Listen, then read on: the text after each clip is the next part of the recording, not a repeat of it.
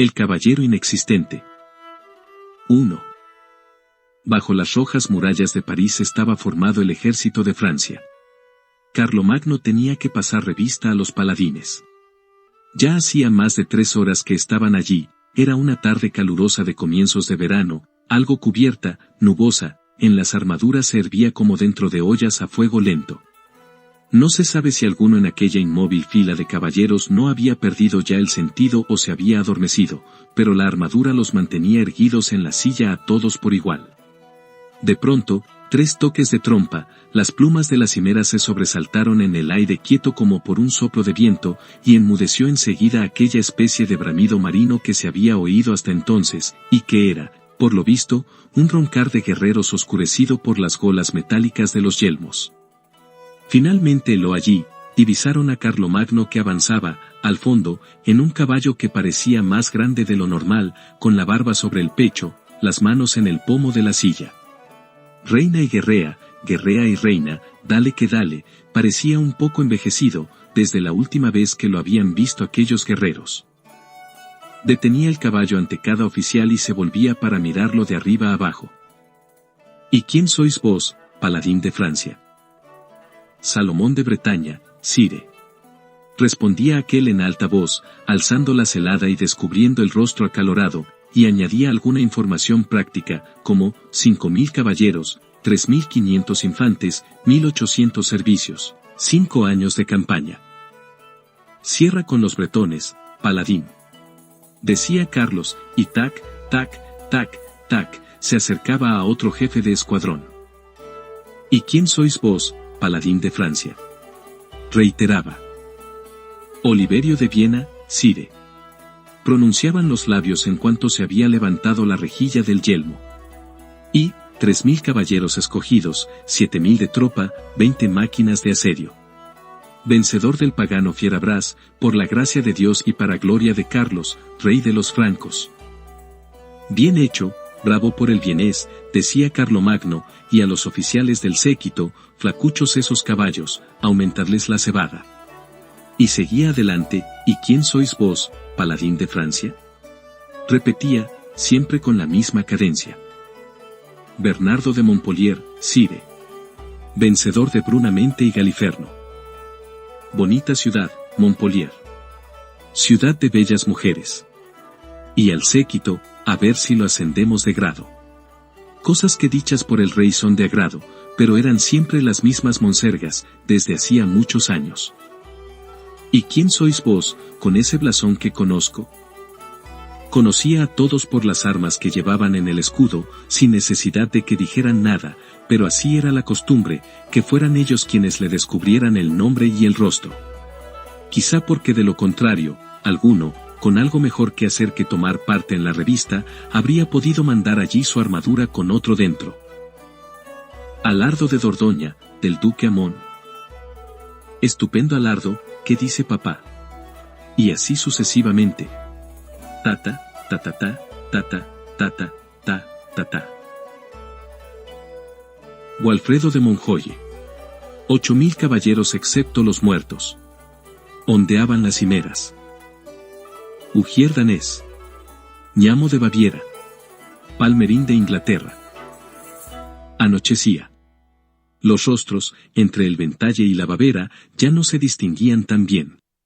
Cada palabra, cada gesto era ya previsible, como todo en aquella guerra que tanto duraba, cada encuentro, cada duelo, conducido siempre según aquellas reglas, de modo que se sabía ya antes de que ocurriera quién tenía que vencer, o perder, quién tenía que ser el héroe, quién el cobarde, a quien le tocaba quedar despanzurrado y a quien salir bien librado con una caída y una culada en el suelo. En las corazas, por la noche, a la luz de las antorchas, los herreros martillaban siempre las mismas abolladuras. ¿Y vos? El rey había llegado ante un caballero de armadura toda blanca, solo una pequeña línea negra corría alrededor, por los bordes, aparte de eso era reluciente, bien conservada, sin un rasguño, bien acabada en todas las junturas, adornado el yelmo con un penacho de quién sabe qué raza oriental de gallo, cambiante con todos los colores del iris.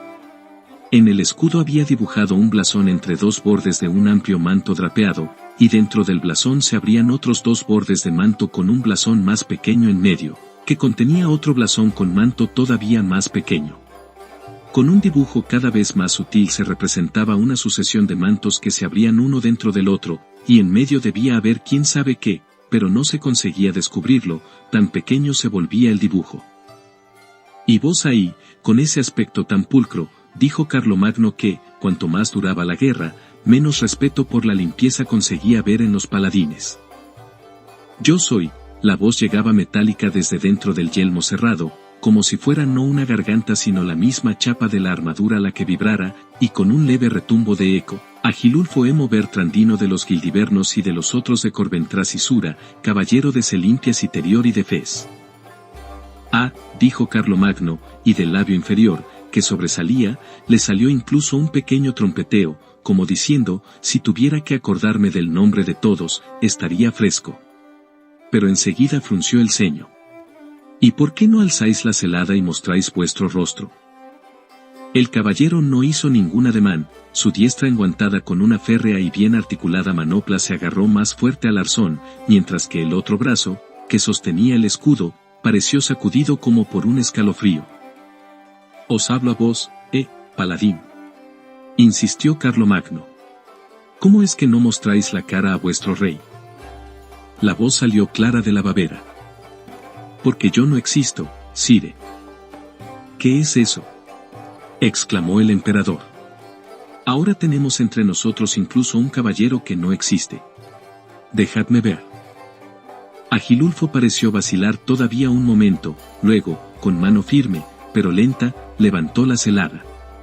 El yelmo estaba vacío. Dentro de la armadura blanca de iridiscente cimera no había nadie. «Pero lo que hay que ver», dijo Carlomagno. «¿Y cómo lo hacéis para prestar servicio, si no existís?» «Con fuerza de voluntad», dijo Agilulfo, «y fe en nuestra santa causa». Muy bien dicho, así es como se cumple con el deber. Bueno, para ser alguien que no existe, sois avispado». Agilulfo cerraba la fila. El emperador había ya pasado revista a todos, dio vuelta al caballo y se alejó hacia las tiendas reales. Era viejo, y procuraba alejar de su mente los asuntos complicados. La trompa tocó el «rompan filas». Hubo la desbandada de caballos de costumbre, y el gran bosque de lanzas se plegó, se movió ondulante como un campo de trigo cuando pasa el viento. Los caballeros bajaban de la silla, movían las piernas para desentumecerse, los escuderos se llevaban los caballos de la brida. Después, de la confusión y la polvareda se destacaron los paladines, agrupados en corrillos en los que se agitaban las cimeras coloreadas, para desahogarse de la forzada inmovilidad de aquellas horas con bromas y bravatas, con chismes de mujeres y honores.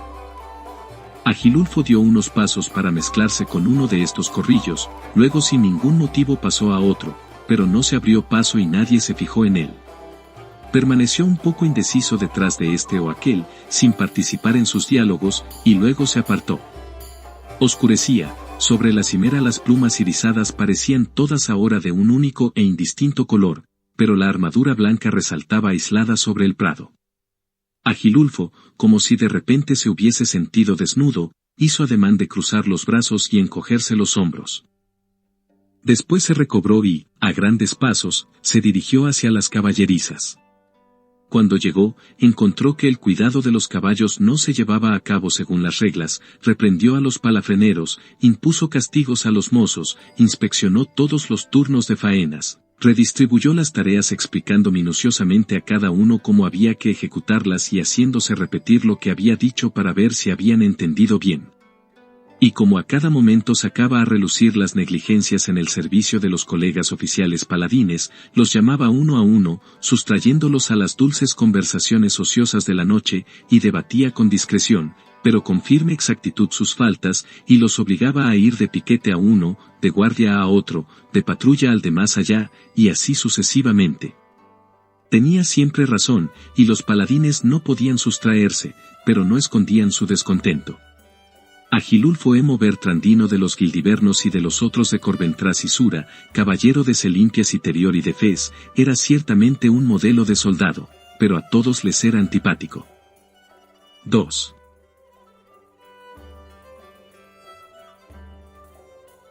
La noche, para los ejércitos en campaña, está regulada como el cielo estrellado, los turnos de guardia, el oficial que los manda, las patrullas.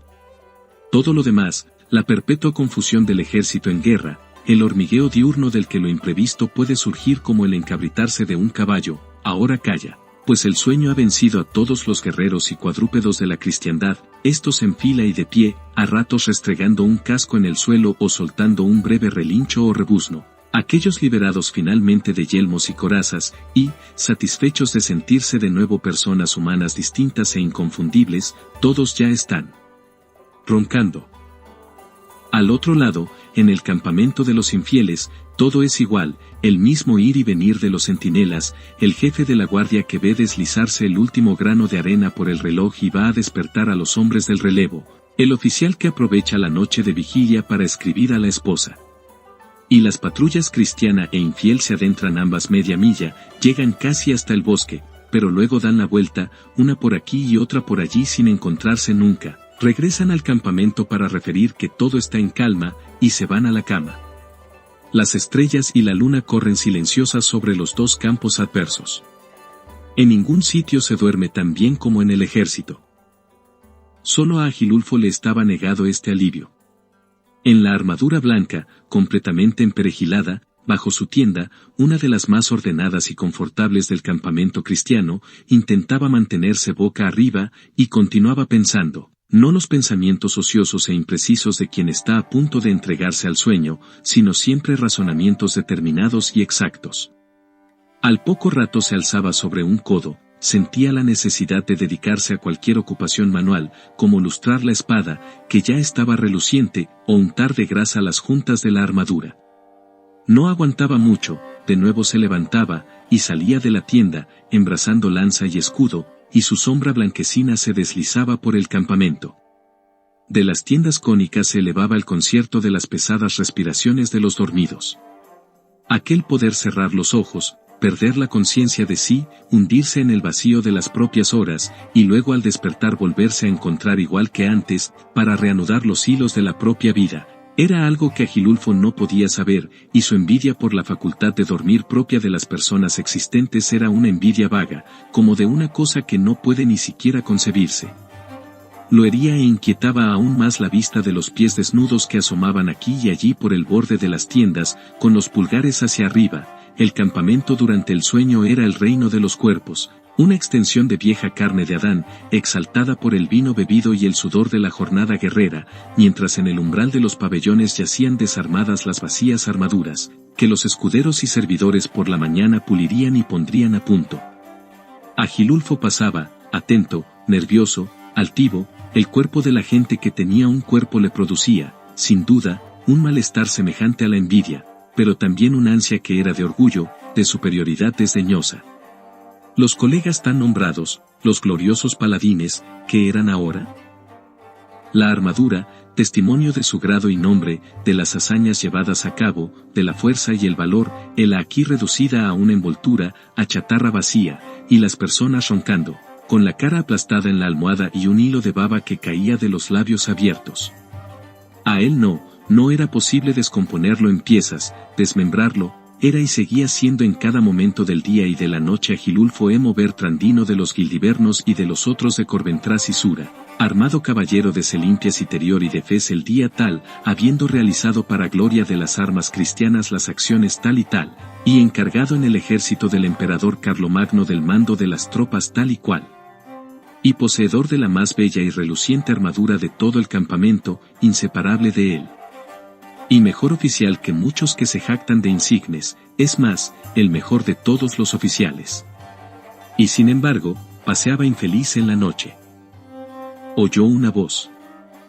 Señor oficial, discúlpeme, pero ¿cuándo va a llegar el relevo? Me han dejado plantado aquí hace más de 3 horas.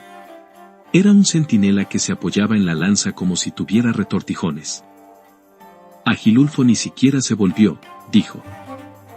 Te equivocas, yo no soy el oficial de guardia, y siguió adelante. Perdonadme, señor oficial. Al veros dar vueltas por aquí, creía. A la más pequeña falta en el servicio a Agilulfo le cogía la manía de revisarlo todo, de hallar otros errores y negligencias en el proceder ajeno, el sufrimiento agudo por lo que está mal hecho, fuera de lugar. Pero al no ser de su incumbencia efectuar una inspección como esa a aquellas horas, también su conducta podría considerársela fuera de lugar, incluso indisciplinada.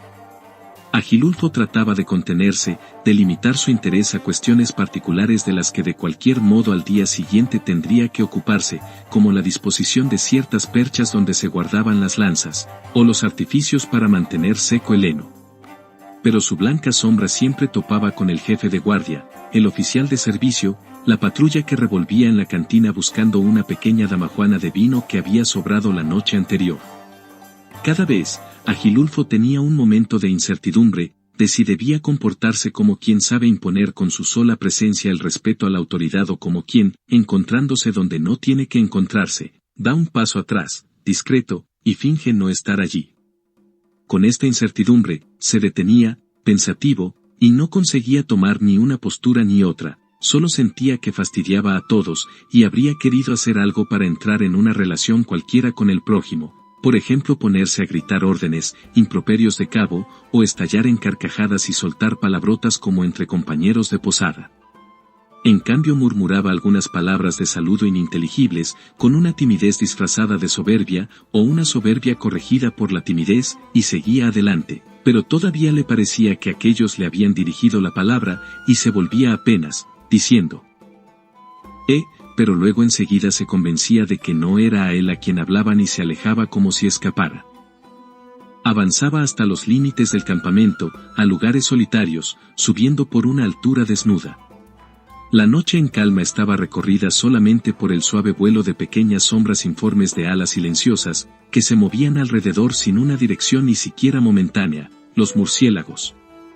Incluso ese mísero cuerpo incierto entre ratón y ave era sin embargo algo tangible y cierto, algo con lo que podía chocar uno en el aire, con su boca abierta tragando mosquitos, mientras que Agilulfo, con toda su coraza, era atravesado en cada fisura por las ráfagas del viento, por el vuelo de los mosquitos, y los rayos de la luna. Una rabia indeterminada, que le había crecido dentro, estalló de pronto, desenvainó la espada, la agarró con las dos manos, arremetió con todas sus fuerzas contra cada murciélago que bajaba. Nada, continuaban su vuelo sin principio ni fin, apenas agitados por el desplazamiento de aire. Agilulfo daba golpes y más golpes, ya ni siquiera trataba de golpear a los murciélagos, sus sablazos seguían trayectorias más regulares, se ordenaban según los modelos de la esgrima con el espadón, y Agilulfo había empezado a hacer ejercicios como si se estuviera adiestrando para el próximo combate, y exhibía la teoría de los molinetes, de los quites, de las fintas. Súbitamente se detuvo. Un joven apareció de repente de entre un seto, allí en la altura, y lo miraba. Estaba armado solo con una espada y llevaba el pecho ceñido por una leve coraza. «Oh, caballero», exclamó. «No quería interrumpiros. ¿Es para la batalla que os ejercitáis? ¿Por qué habrá batalla con las primeras luces de la mañana, verdad? ¿Permitís que haga ejercicios con vos?» Y, tras un silencio, llegué al campamento ayer. «Será la primera batalla, para mí. Es todo tan distinto de como me esperaba». Agilulfo estaba ahora de través, con la espada apretada contra el pecho, los brazos cruzados, protegido todo el tras el escudo. Las disposiciones para un posible encuentro armado, decididas por el mando, son comunicadas a los señores oficiales una hora antes del comienzo de las operaciones, dijo. El joven se quedó algo confundido, como frenado en su arrebato, pero, una vez vencido un ligero balbuceo, recomenzó, con el calor de antes. «Es que yo, veréis, he llegado ahora, para vengar a mi padre. Y quisiera que vosotros los más viejos me dijerais, por favor, qué debo hacer para encontrarme en la batalla frente a ese perro pagano del Argalif y Zoarre, sí, precisamente él, y partirle la lanza en las costillas, tal como él hizo con mi heroico progenitor, que Dios lo tenga en su gloria, el difunto marqués Gerardo de Rosellón». «Es muy sencillo, muchacho», dijo Agilulfo, e incluso en su voz había ahora un cierto calor. El calor de quien conociendo al dedillo los reglamentos y escalafones goza demostrando su propia competencia y también confundiendo la desprevención ajena, tienes que hacer una súplica a la Superintendencia de Duelos, Venganzas y Manchas al honor, especificando los motivos de tu solicitud, y se estudiará la mejor manera de ponerte en condiciones de que obtengas la satisfacción deseada. El joven, que esperaba al menos algún indicio de admirada reverencia al pronunciarse el nombre de su padre, se quedó apesadumbrado más por el tono que por el sentido de aquella salida. Luego trató de meditar sobre las palabras que el caballero le había dicho, pero para negarlas en su interior y mantener vivo su entusiasmo. Pero, caballero, no son las superintendencias lo que me preocupa, comprendedme, es que me pregunto si en la batalla el valor que siento, el ensañamiento que me bastaría para destripar no a uno sino a 100 infieles, e incluso mi arrojo con las armas, porque estoy bien adiestrado, sabéis, digo que si allí en aquella gran refriega, antes de haberme orientado, no sé. Si no encuentro a ese perro, si se me escapa, quisiera saber qué es lo que hacéis vos en estos casos, caballero, decime, cuando en la batalla está en juego un asunto vuestro, algo absoluto para vos solo. Agilulfo respondió secamente. Me atengo estrictamente a las disposiciones. Hazlo tú también así y no te equivocarás. Perdonadme, dijo el muchacho, y estaba allí como pasmado, no quería importunaros. Me habría gustado hacer algunos ejercicios de espada con vos, con un paladín. Porque, sabéis, yo soy bueno en la esgrima, pero a veces, por la mañana temprano, los músculos están como entumecidos, fríos, no van como uno quisiera. ¿No os pasa también a vos? A mí no, dijo Agilulfo, y ya le volvía la espalda, se marchaba. El joven se encaminó hacia el campamento. Era la hora incierta que precede al alba. Se notaba entre los pabellones un primer movimiento de gente. Ya antes de Diana el Estado Mayor estaba en pie. En las tiendas de los mandos y los furrieles se encendían las antorchas que contrastaban con la media luz que se filtraba del cielo. Era de verdad un día de batalla, este que comenzaba, como ya corría la voz desde la noche anterior. El recién llegado era presa de la excitación, pero una excitación distinta de la que se esperaba, de la que lo había llevado hasta allí, o mejor, era una ansia de volver a encontrar tierra bajo los pies, ahora que parecía que todo lo que tocaba sonaba a vacío. Encontraba paladines ya encerrados en sus corazas brillantes, en los esféricos yelmos empenachados, el rostro cubierto por la celada. El muchacho se volvía para mirarlos y le entraban ganas de imitar su porte, su orgullosa manera de girar por la cintura, como si coraza, yelmo y hombreras fueran una sola pieza. Y aquí estaba él, entre los paladines invencibles, dispuesto a emularlos en la batalla, con las armas en la mano, a convertirse en uno de ellos. Pero los dos que estaba siguiendo, en lugar de montar a caballo, iban a sentarse detrás de una mesa repleta de papeles, eran sin duda dos grandes comandantes. El joven corrió a presentarse a ellos. Soy Rambaldo de Rosellón, bachiller, del difunto marqués Gerardo. He venido a enrolarme para vengar a mi padre, muerto como un héroe bajo las murallas de Sevilla. Aquellos dos se llevan las manos al yelmo emplumado, lo levantan separando la babera de la gola, y lo posan sobre la mesa. Y bajo los yelmos aparecen dos cabezas calvas, amarillentas, dos caras con la piel un poco blanda, todo bolsas, y unos bigotes esmirriados, dos caras de escribientes, de viejos funcionarios chupatintas. Rosellón, Rosellón, dicen, recorriendo unos rollos con los dedos humedecidos de saliva. Pero si ya te inscribimos ayer. ¿Qué quieres? ¿Por qué no estás con tu sección? Nada, no sé, esta noche no he conseguido coger el sueño, el pensamiento de la batalla, yo debo vengar a mi padre, sabéis, tengo que matar al Argalif y Soarre y de este modo procurar. Sí, la superintendencia de duelos, venganzas y manchas al honor, ¿dónde está? Apenas ha llegado, y oye con lo que sale. ¿Pero qué sabes tú de la superintendencia? Me lo ha dicho ese caballero, como se llama, el de la armadura toda blanca. Uf. Solo nos faltaba él. Qué manía de meter en todo la nariz que no tiene. ¿Cómo? ¿No tiene nariz? En vista de que a él la sarna no le pica, dijo el otro desde detrás de la mesa, no encuentra nada mejor que rascarles la sarna a los demás. ¿Por qué no le pica la sarna? ¿Y en qué sitio quieres que le pique si no tiene ningún sitio? Ese es un caballero que no existe. ¿Pero cómo que no existe? Yo lo he visto. Existía. ¿Qué has visto? Chatarra. Es uno que existe sin existir, ¿entiendes, cabeza de chorlito? Nunca el joven Rambaldo hubiera imaginado que las apariencias pudieran revelarse tan engañosas. Desde el momento en que había llegado al campamento descubría que todo era distinto de lo que parecía. Así que en el ejército de Carlomagno se puede ser caballero con tantos nombres y títulos y, además, combatiente de pro y celoso oficial, sin necesidad de existir. Para el carro. Nadie ha dicho, en el ejército de Carlomagno se puede etc.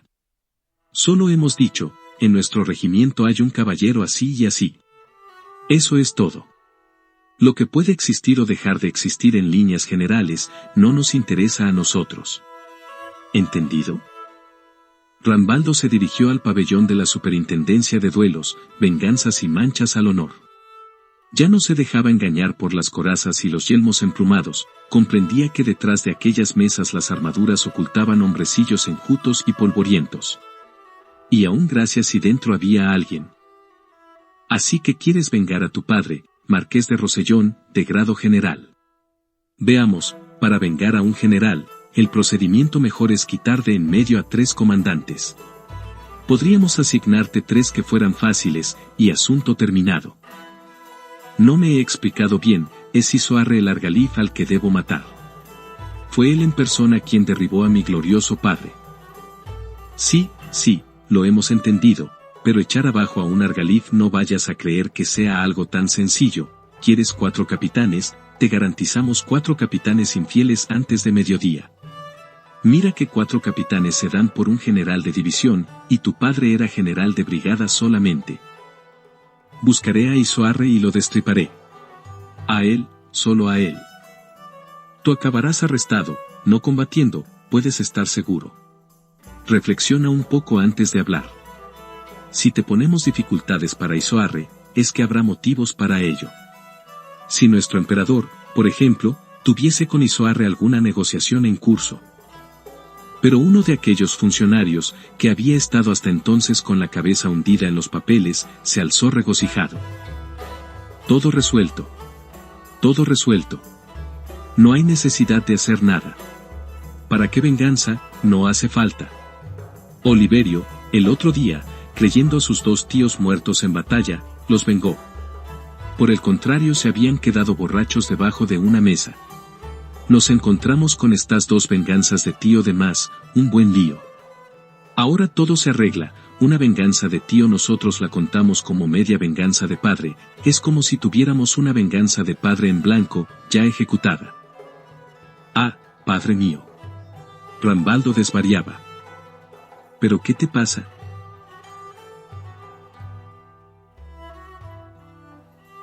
Habían tocado Diana.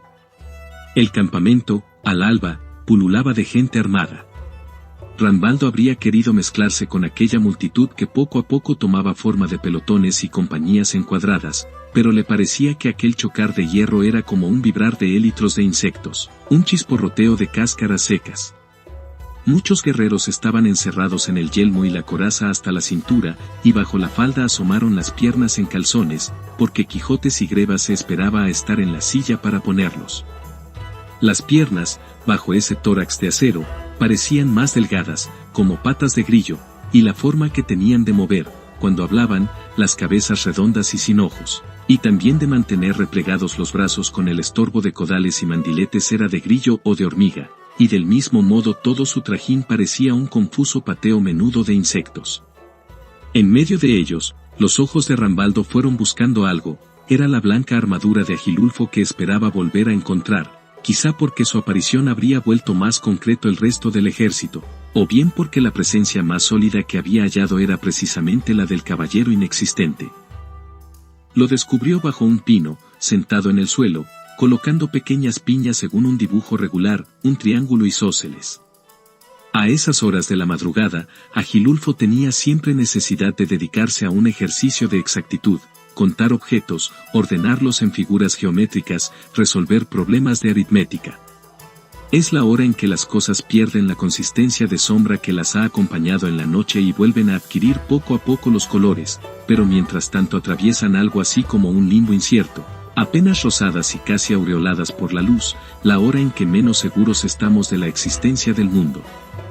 Él, Agilulfo, tenía siempre necesidad de sentir frente a sí las cosas como un muro macizo al que contraponer la tensión de su voluntad, y sólo así conseguía mantener una segura conciencia de sí mismo. Si en cambio el mundo a su alrededor se esfumaba en lo incierto, en lo ambiguo, también él se sentía ahogar en esta mórbida penumbra, sin conseguir que aflorase del vacío un pensamiento claro, un impulso decidido, un pundonor. Se sentía mal, eran esos los momentos en que creía desfallecer, a veces solo a costa de un esfuerzo extremo lograba no disolverse. Entonces se ponía a contar, hojas, piedras, lanzas, piñas, cualquier cosa que tuviera delante. O a ponerlas en fila, a ordenarlas en cuadrados o en pirámides. El dedicarse a estas ocupaciones exactas le permitía vencer el malestar, absorber el descontento, la inquietud y el marasmo, y recobrar la lucidez y compostura habituales. Así lo vio Rambaldo, mientras con movimientos absortos y rápidos disponía las piñas en triángulo, luego en cuadrados sobre los lados del triángulo, y sumaba con obstinación las piñas de los cuadrados de los catetos comparándolas con las del cuadrado de la hipotenusa. Rambaldo comprendía que aquí todo avanzaba con rituales, convenciones, fórmulas, y debajo de esto, ¿qué había, debajo? Se sentía presa de un azoramiento indefinible, al saberse fuera de todas estas reglas del juego. Luego, su deseo de tomar venganza de la muerte de su padre, y este ardor por combatir, por enrolarse entre los guerreros de Carlomagno, no era también un ritual para no hundirse en la nada, como ese quitar y poner piñas del caballero Agilulfo. Y oprimido por la turbación de tan inesperadas cuestiones, el joven Rambaldo se lanzó al suelo y estalló en llanto. Sintió que algo se le posaba en los cabellos, una mano de hierro, aunque ligera. Agilulfo estaba arrodillado junto a él. ¿Qué tienes, muchacho? ¿Por qué lloras? Los estados de desfallecimiento o desesperación o furor de los otros seres humanos le daban inmediatamente a Agilulfo una calma y una seguridad perfectas. El sentirse inmune a los sobresaltos y angustias que sufren las personas existentes lo llevaba a tomar una actitud superior y protectora. Perdonadme, dijo Rambaldo, quizá es cansancio. No he conseguido pegar ojo en toda la noche, y ahora me encuentro perdido. Si pudiera adormecerme al menos un momento. Pero ya es de día. ¿Y vos, que también os habéis quedado despierto, cómo os las arregláis? Yo me encontraría perdido si me adormeciera aunque solo fuera un instante, dijo bajito Agilulfo, mejor dicho, ya no volvería a encontrarme por nada, me perdería para siempre. Por eso paso muy despierto cada instante del día y de la noche. Debe ser desagradable. No. La voz se había vuelto seca, fuerte. ¿Y la armadura, no os la quitáis nunca de encima? Volvió a murmurar. No hay un encima. Quitar o poner para mí no tiene sentido. Rambaldo había alzado la cabeza y miraba en las fisuras de la celada, como si buscara en aquella oscuridad el destello de una mirada.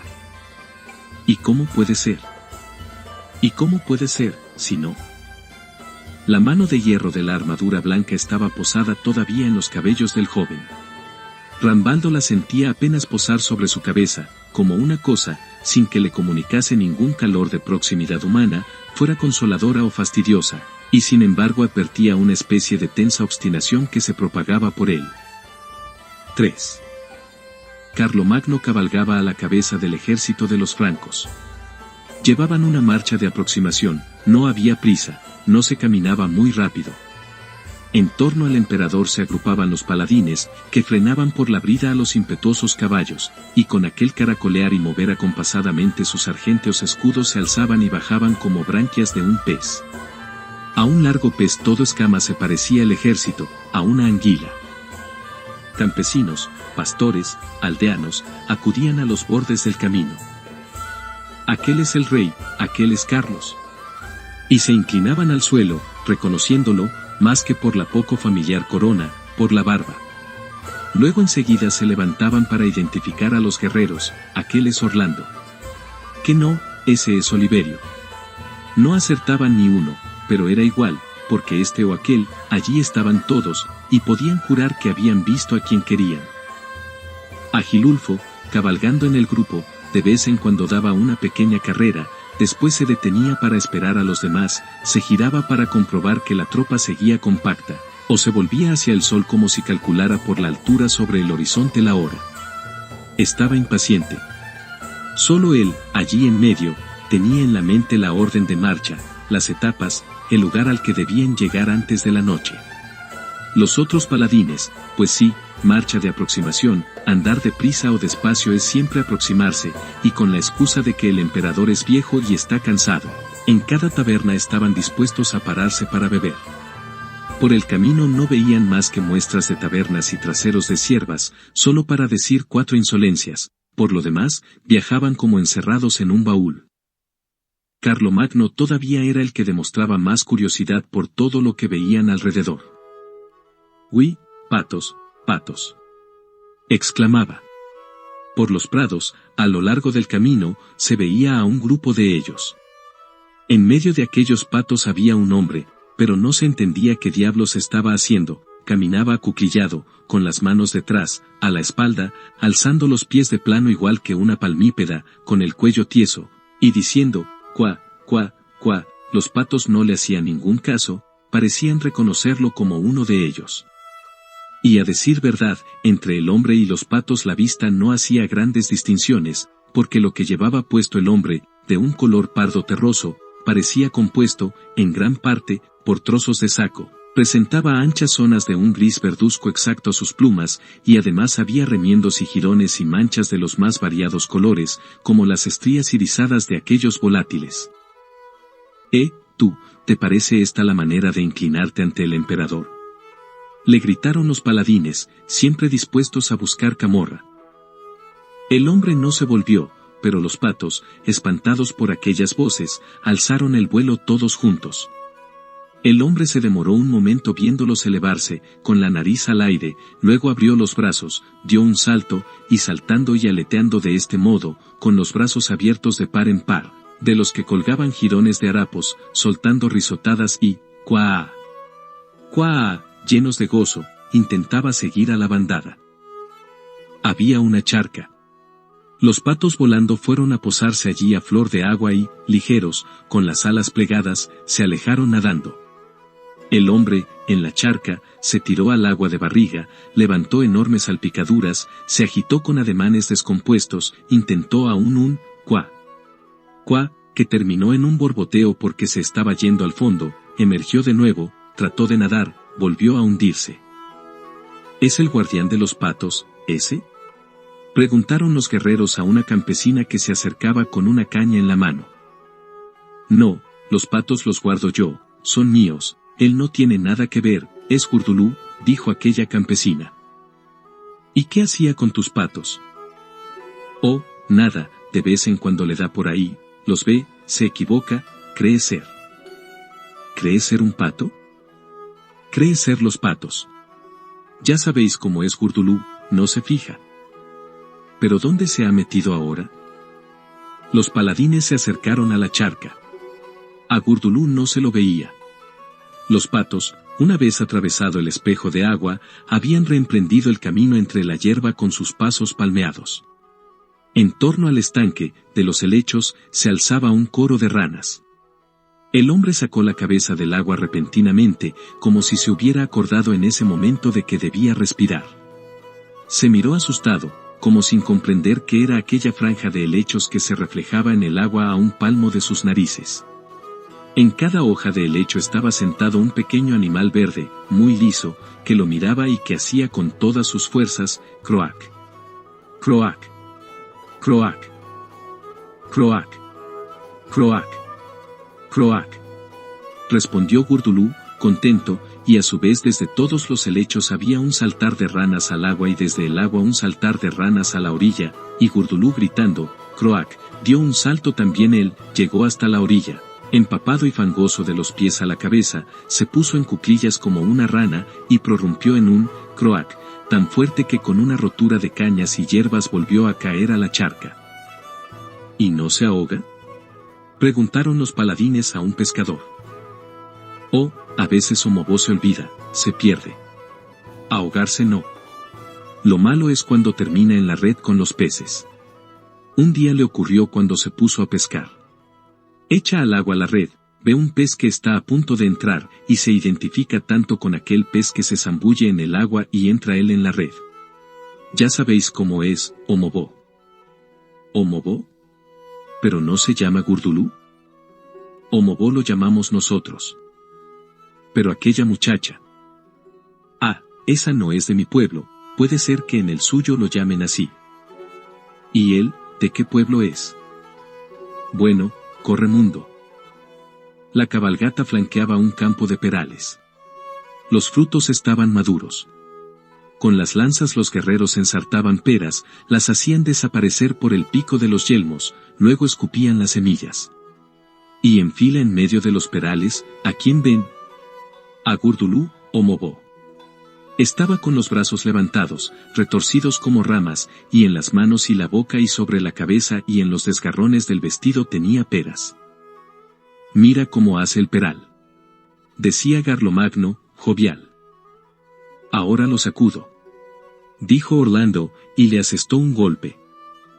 Gurdulú dejó caer las peras todas al mismo tiempo, que rodaron por el prado en declive, y al verlas rodar no pudo contenerse de rodar también él como una pera por los prados, hasta que lo perdieron de vista.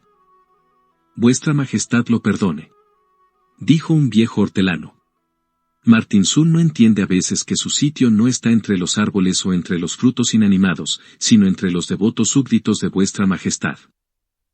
¿Pero qué es lo que le ocurre a ese loco que vosotros llamáis Martinsul?, preguntó, afable, nuestro emperador. Me parece que ni siquiera sabe lo que le pasa por la mollera. ¿Y qué podemos saber nosotros, Majestad? El viejo hortelano hablaba con la modesta sabiduría de quien ha visto muchas cosas. Loco quizá no se le pueda llamar, solo es uno que existe, pero que no sabe que existe. Vaya, hombre. Este súbdito que existe, pero que no sabe que existe, y aquel paladín mío que sabe que existe y en cambio no existe. Hacen una buena pareja, os lo digo yo. Carlomagno ya estaba cansado de estar en la silla. Apoyándose en sus palafreneros, jadeando entre las barbas, refunfuñando, pobre Francia, desmontó. Como si de una señal se tratara, en cuanto el emperador echó pie a tierra, todo el ejército se detuvo y preparó un vivac. Dispusieron las marmitas para el rancho. Traedme a ese Gurgur. ¿Cómo se llama?, dijo el rey. Según los países que atraviesa, dijo el sabio Oterlano, y detrás de qué ejército cristiano o infiel se coloca, lo llaman Gurdurú o Gudi, Usuf o Ben, Ba, Usuf o Ben, Estambul o Pez, Tansul o Bertinsul o Martimbón o Omobón o Omobestia, o bien el feo del valle o Juan Lanas o Perico Pachucho. Puede suceder que en una alquería perdida le den un nombre completamente distinto de los otros. También he notado que en todas partes sus nombres cambian de una estación a otra. Se diría que los nombres le corren por encima sin que consigan nunca enganchársele. Para él, total, le llamen como le llamen es lo mismo. Le llamáis y él cree que llamáis a una cabra, decís, queso, o, torrente, y contesta, aquí estoy. Dos paladines, Sansonito y Dudón, llevaban a rastras a Gurdulú como si fuera un saco. Lo pusieron de pie a empujones delante de Carlomagno. Descúbrete la cabeza, bruto. ¿No ves que estás ante el rey? La cara de Gurdulú se iluminó. Era una ancha cara acalorada en la que se mezclaban caracteres francos y moriscos, una salpicadura de pecas rojas sobre una piel olivácea, unos ojos celestes, líquidos, veteados de sangre sobre una nariz chata y una bocaza de labios hinchados, el pelo, amarillento, pero crespo, y una barba hirsuta, con claros. Y entre este pelo, enredados con él, erizos de castaña y espigas de avena. Empezó a prosternarse en reverencias y a hablar muy seguido. Aquellos nobles señores, que hasta ahora lo habían oído emitir solo voces de animales, se asombraron. Hablaba muy deprisa, comiéndose las palabras y embrollándose, a veces parecía pasar sin interrupción de un dialecto a otro, e incluso de una lengua a otra, fuera cristiana o mora. Entre palabras que no se entendían y disparates, su disertación era más o menos esta. Doy con la nariz al suelo, caigo de pie a vuestras rodillas, me declaro augusto servidor de vuestra muy humilde majestad, mandaros y me obedeceré. Blandió una cuchara que llevaba atada a la cintura. Y cuando vuestra majestad dice, ordeno, mando y quiero, y hace así con el cetro como hago yo, veis, y grita así como grito yo, ordenó, mandó y quiero. Todos vosotros perros súbditos debéis obedecerme, de lo contrario os hago empalar y tú el primero, ese de la barba y la cara de viejo chocho. ¿Debo cortarle la cabeza de golpe, sire?, preguntó Orlando, y ya desenvainaba. Imploro gracia para él, majestad, dijo el hortelano. Ha sido uno de sus descuidos de costumbre, al hablar al rey se ha confundido y ya no se ha acordado de si el rey era él o aquel a quien hablaba. De las marmitas humeantes llegaba olor a rancho. Dadle una escudilla de sopa, dijo, clemente, Carlomagno. Con muecas, inclinaciones y palabras incomprensibles, Gurdulú se retiró bajo un árbol a comer. ¿Pero qué hace, ahora? Estaba metiendo la cabeza dentro de la escudilla puesta en el suelo, como si quisiera entrar dentro de ella. El buen hortelano fue a sacudirlo por un hombro. Cuando lo entenderás, Martinsul, que eres tú el que debe comer la sopa y no la sopa la que debe comerte a ti. ¿No te acuerdas? Tienes que llevártela a la boca con la cuchara. Gurdulú empezó a zamparse cucharadas, con avidez. Lanzaba la cuchara con tanta fogosidad que a veces cerraba la puntería. En el árbol al pie del cual estaba sentado se abría una cavidad, justo a la altura de su cabeza. Gurdulú empezó a arrojar cucharadas de sopa por el hueco del tronco. No es tu boca, esa. Es del árbol. Agilulfo había seguido desde el principio, atento y turbado, los movimientos de aquel corpachón carnoso, que parecía revolcarse en medio de las cosas existentes satisfecho como un potrillo que quiere rascarse la espalda, y sentía una especie de vértigo. «Caballero Agilulfo», gritó Carlomagno. «¿Sabéis qué os digo? Os asigno a ese hombre como escudero. ¿Verdad que es una buena idea?» Los paladines, irónicos, reían burlonamente. Agilulfo, que por el contrario se lo tomaba todo en serio, y tanto más una expresa orden imperial, se dirigió al nuevo escudero para impartirle las primeras órdenes, pero Gurdulú, con la sopa tragada, había caído dormido a la sombra de aquel árbol. Tendido en la hierba, roncaba con la boca abierta, y pecho, estómago y vientre se alzaban y bajaban como el fuelle de un herrero. La escudilla grasienta había rodado cerca de uno de sus gruesos pies descalzos. Por entre la hierba, un puercoespín, quizá atraído por el olor, se acercó a la escudilla y se puso a lamer las últimas gotas de sopa. Al hacerlo empujaba las púas contra la desnuda planta del pie de Gurdulú, y cuanto más avanzaba remontando el exiguo reguero de sopa, más apretaba sus espinas sobre el pie desnudo.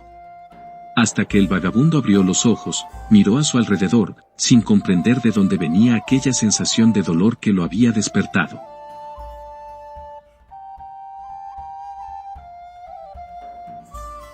Vio el pie desnudo, derecho en medio de la hierba como una pala de chumbera y, contra el pie, el erizo. «Oh, pie», empezó a decir Gurdulú, «pie, a ti te lo digo.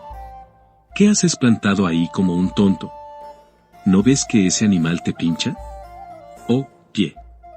Oh, estúpido. ¿Por qué no vienes hacia aquí? ¿No notas que te hace daño? ¿Qué pie más tonto?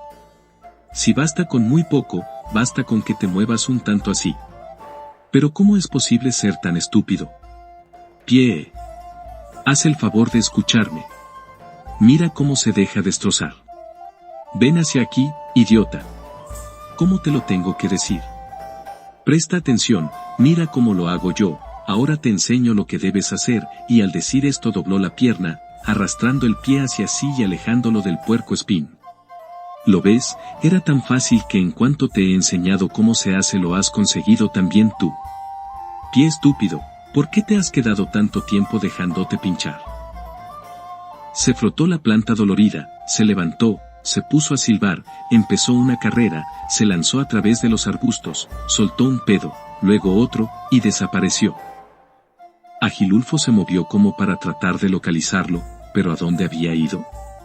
El valle se habría estriado por espesos campos de avena y setos de madroños y aleña, recorrido por el viento, por ráfagas cargadas de polen y mariposas, y, arriba en el cielo, por borras de nubes blancas.